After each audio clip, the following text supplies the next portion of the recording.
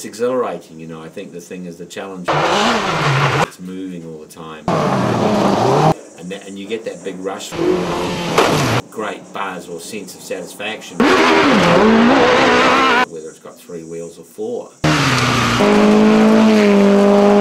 Wow, you know, I just couldn't do any better than that. That was me. I was tapped in there. I don't think you're crazy at all. I think it's a great challenge. You know, it'll be an exciting time.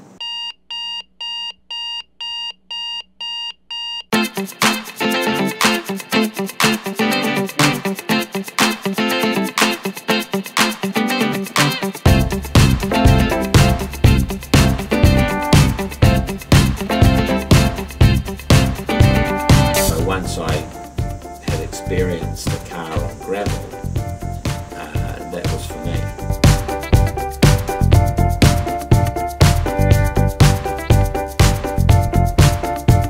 All of the elements of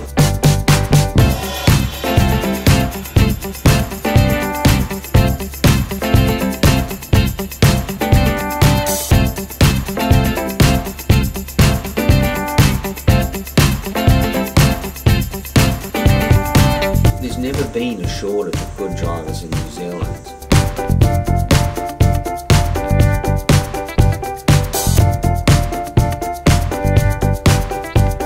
They've got to bring a lot more to the table today.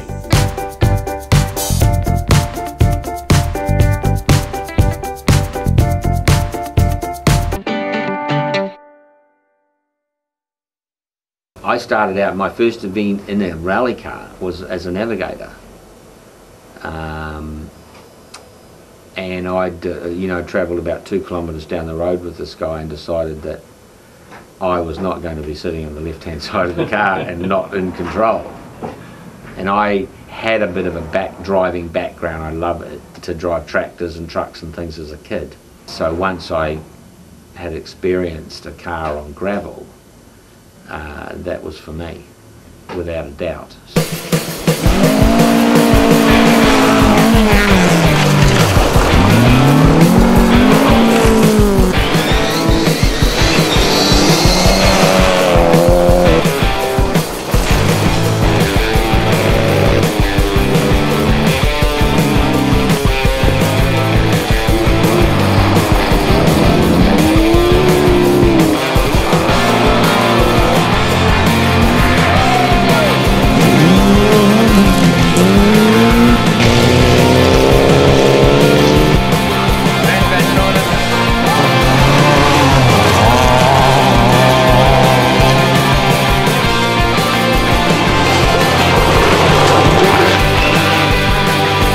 Where did you start? What was your first event?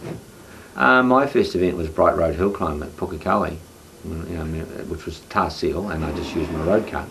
Okay. So very simple, and you can still do that today. Events like that, be it a sprint on a circuit, which are great because, like I say, you can use your road car. Minimal equipment needed, i.e., you don't need to spend a fortune on all your safety gear that you would need if you were doing a national rally. So it gets you an entry level at very realistic, which for most people is about all they can afford anyway, and it gives them a platform to start from.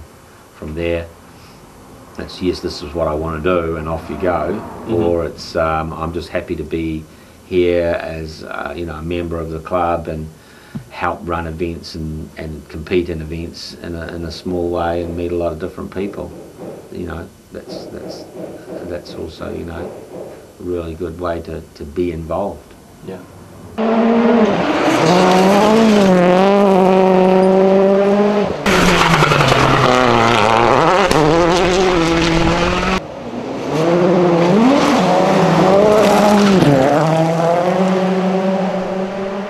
For someone who's never seen or never heard a rally car before, how would you describe it to them? It's exhilarating, I think the thing is the challenge with driving a car on gravel is the fact that it's moving all the time and moving around, and there's that challenge of weighing up, corners and the speeds and all of the elements. So there's a lot going on.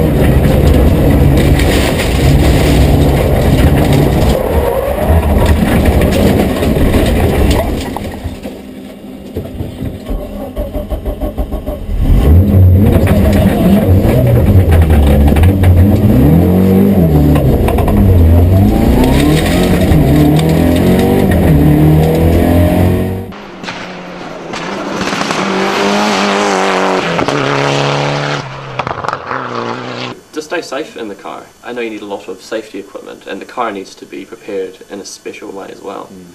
Can you take us through a bit of that? What do I need? What does someone new coming into the sport need to make sure that the car they're sitting in is safe, and what they're wearing on their bodies is safe also?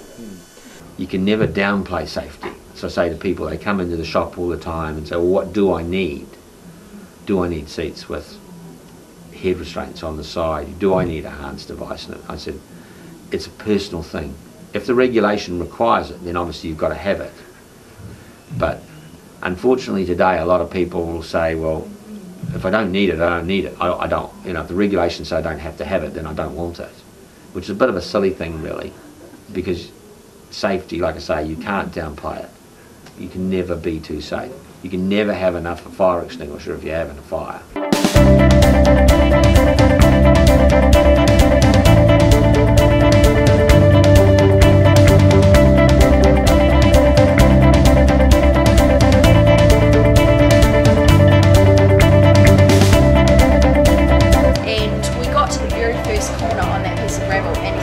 Sideways, we were literally looking out the window to see where we were going, and it was just like, wow, this is amazing. It was such an adrenaline buzz.